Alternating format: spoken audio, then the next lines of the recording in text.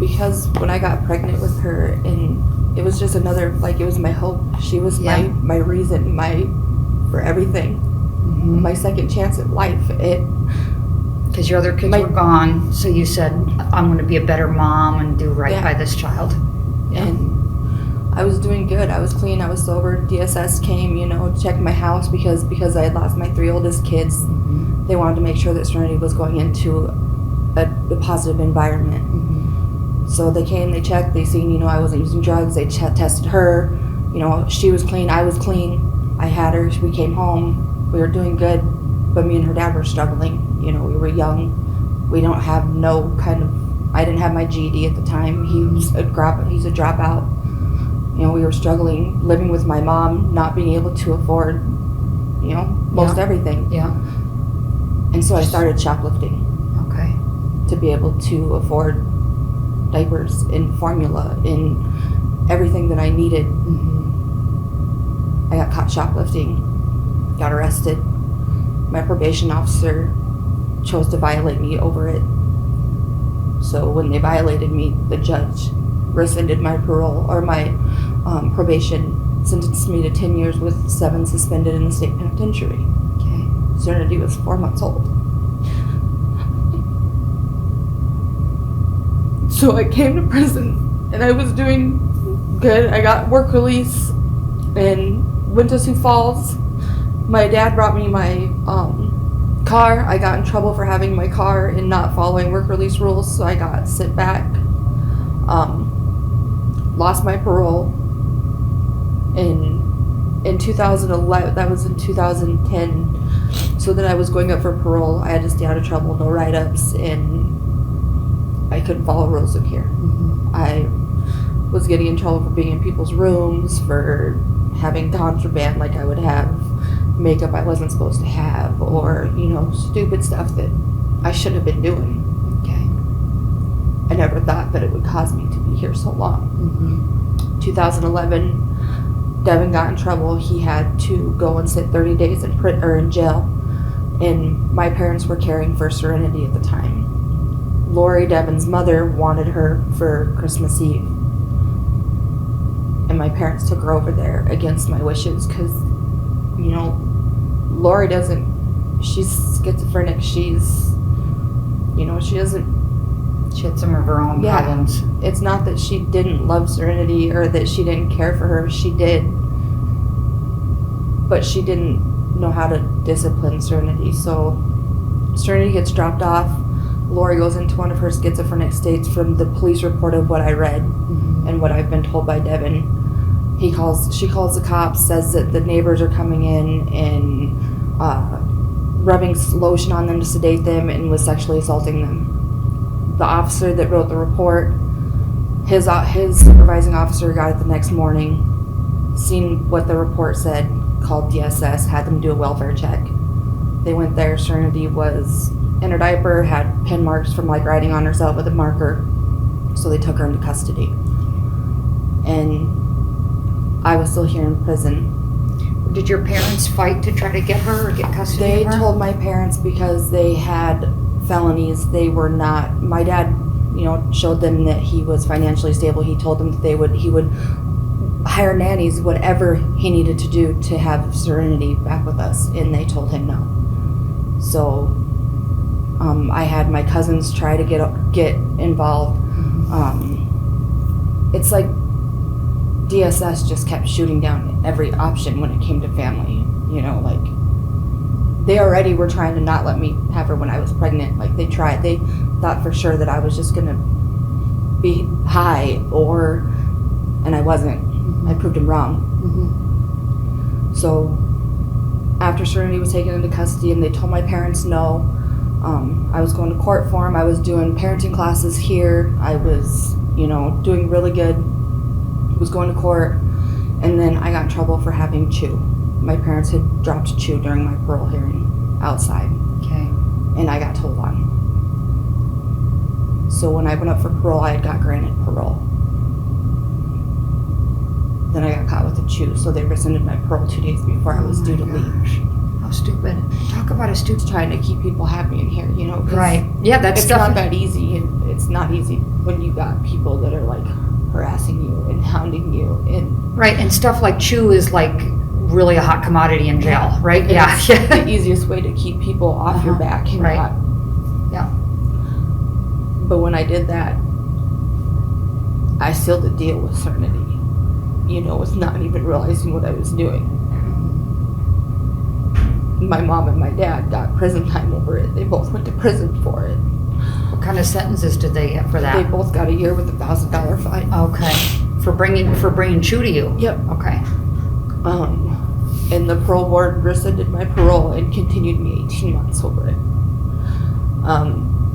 So when I went back to court, the judge and the state's attorney and everybody, even the judge said, this is one of, you know, she's like, Brianna, this is one of the hardest cases I've had to oversee.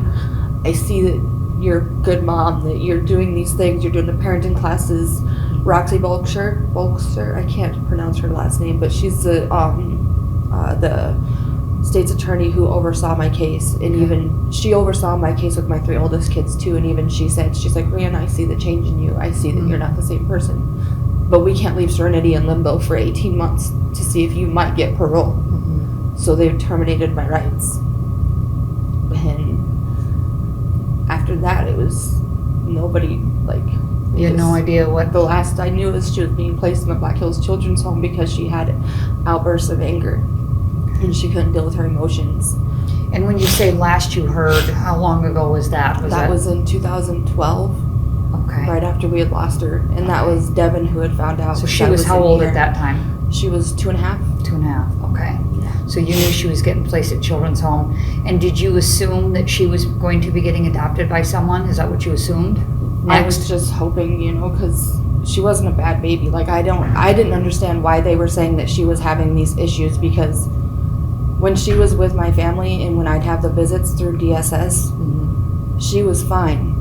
She, you know, if she was, you know, she'd be playing with the puzzles or trying to, you know, I'd be like, baby, no, you can't do that, because then other babies can't play with their mommies, you know, and she would be like, okay, like, she would just stop what she was doing. Yeah. You didn't have to, she didn't freak out, she didn't get angry. So for them to say that she was acting like that, I didn't understand, because I never witnessed that myself. And my parents, her dad, like, I have hundreds of pictures, and none of them are of ever her upset or angry, or she's always smiling and happy from the time she was a baby. She was never not cared for, she was never neglected, she was never, so it just really bothers me that, like Cheryl was telling me, there's things on the internet where people are talking about how she was not cared for and that we were just drug addicts. And the funny thing is I've never been in trouble for drugs until just recently, because I wasn't a drug addict. Okay. I got in trouble for having stolen property in my house. That's what I was in trouble for. Shoplifting. Yeah, and stolen shoplifting, property. stolen property. Okay. When I was on 24/7 for 3.5 years, I did 3 UAs a week and 2 PBTs a day. In 3.5 years, I didn't fail not 1 UA or PBT hot, but the one time, because that wasn't my routine. When I was crying, it changed my whole outlook on life. My babies gave me a reason to want to live and breathe and smile. I didn't need to get high or go get drunk. Like, I didn't go party. I didn't go out for my 21st birthday. I stayed home with my kids. Like, right. So at that point, she goes to Children's Home, and you're just sort of, you don't know what happens. Nobody tells you anything because your rights are gone. So when your rights are gone, nobody informs you anymore. Is that kind of it's how? like, you don't matter anymore. you know? Yes, yeah. So how did you deal with that? I mean, do you kind of grieve? Is it almost like a death? Do you have to how did you deal with that? I can't imagine that. I was here in prison and I got very angry. I didn't get out till 2015 after 6 years, and I was supposed to do 9 months. I just gave up. I gave up. There was no point in it anymore. And I don't ever, like, I've completely self-sabotaged my entire life. And then after losing my kids, there's no point in me ever. I just felt like why try anymore? I've let the four most important things in my life, I let them down, you know? I was supposed to be there and protect them and care for them and love them and show them that they were the most important things in the world at all times, and I failed them. I didn't deserve anything more than this. That's just how I felt. Yeah. And it took me a long time to get out of that mindset. Finally, in 2014, I started acting right in here and trying, and because I wanted to get back out because my parents were getting old. And I finally got out in March of 2015 after 6 years. And let's see, 3 months later, 4 months later, my mom passed away. She had died of a drug overdose. Well, she overdosed. We got her to the hospital, and then she had to have emergency surgery. And when she got out of surgery, her liver didn't start back up. So she died. Yeah. Okay. And it's just been downhill, you know, like one thing after another. Like I had to start caring for my dad because he's disabled and he was very sick, and nobody else was gonna. So I started caring for my dad and trying to deal with the death of my mom. So I started using drugs uncontrollably. What kind of drugs? Meth. Meth. Yep. Okay. And that's something I never used. Like my friends, I would run into friends that I used to know, and they would be like, "What are you doing? Like you don't even like meth." Like I was that person that I'd be the Yeah.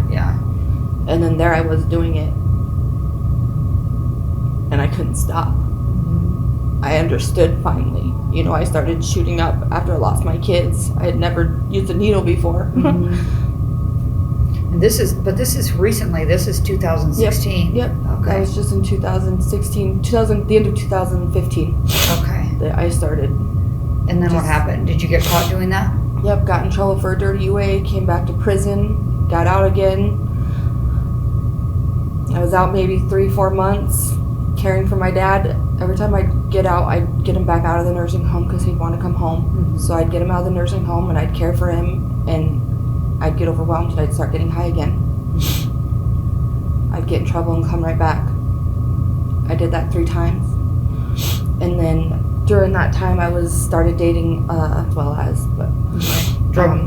Using together? Yeah, using drugs together, Okay. not, you know, and I just was trying to find somewhere, an outlet, somebody to just make me feel like I mattered. Yeah. Because my whole life, everybody I've ever loved has left me or I've lost. My understanding is your dad's just passed away lately. Am I right about that? March 19th. That's what I thought. So you've just lost your father. Yeah. February 19th. That's Kayla had shared that with me, that he had just passed. How did you find out what had happened with Serenity? I was back to court in county jail. And In Rapid City? Yep, in Rapid City. And I called my girlfriend at the time, and she said that one of my daughters had ran away. And I was like, what do you mean one of my daughters ran away? I thought she was messing with me, you know, because she doesn't really know a whole lot about my kids, because that's really personal and private to me, and I don't share a lot. And she told me that she was told from a friend of mine that Serenity had ran away from the children's home. And I was just in utter shock. Like, how does a child run away from a children's home where she's supposed to be monitored and watched and safe? And why didn't anybody go chasing after her? Why did it take 2 hours to call and to report it? How? Why wasn't there locked doors? Why wasn't there surveillance cameras? Why?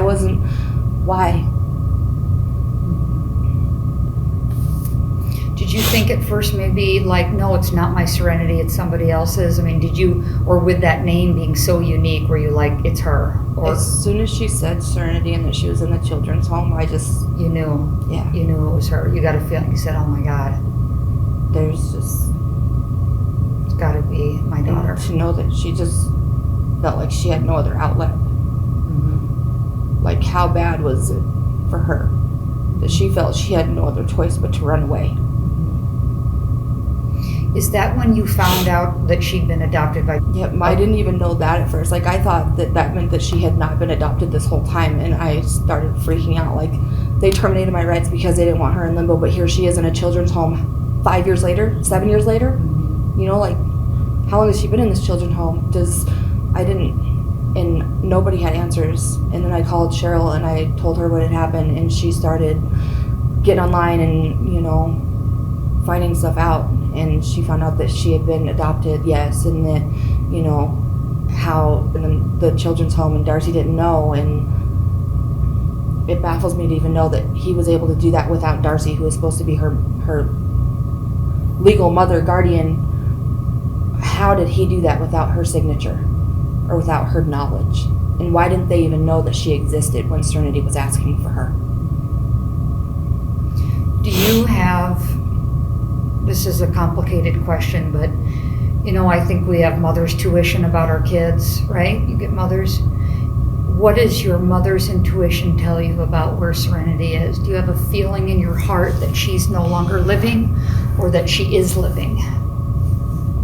What do you feel? I feel that she's with some kids. I really do. I think that because the children's home has kids of all ages there. 9 years old, I know at 9 years old I was hanging out with kids that was well beyond my age. So I could see, I don't know, I just, in my heart and in my gut, I'm hoping that she's alive. Some kids said, hey, you know, if you ever want to get out, we got you, we're here. We'll come pick you up or something like that.